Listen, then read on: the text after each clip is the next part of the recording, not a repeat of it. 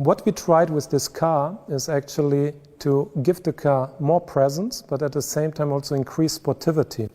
Increasing the status of the 1 Series, we achieved actually by making the front end kidney bigger, and we connected it also. Therefore, we have also a nice execution in the kidney. It's 3-dimensional.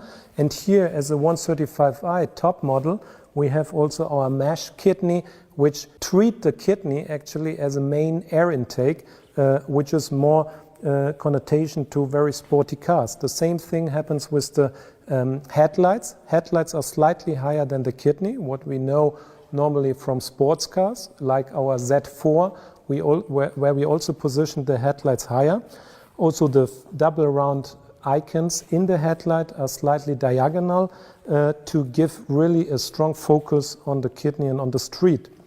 We support this whole attitude of the car by the very sporty bumper, which is the M Sport package on the M135i, where we try to treat the air intake very technical and very sculptural.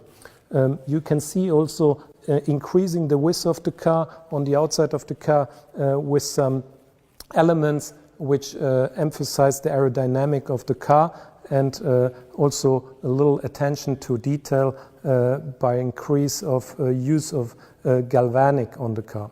If we move now to the side of the new 1 Series, we see one big difference in proportion, which we achieved by moving from rear-wheel drive to front-wheel drive.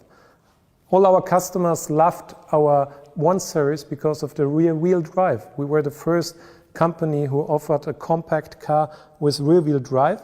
But as time is changing and also the needs in urban mobility, we believe that today we have a technology to offer even higher performances with front-wheel drive, and at the same time increase of dynamic.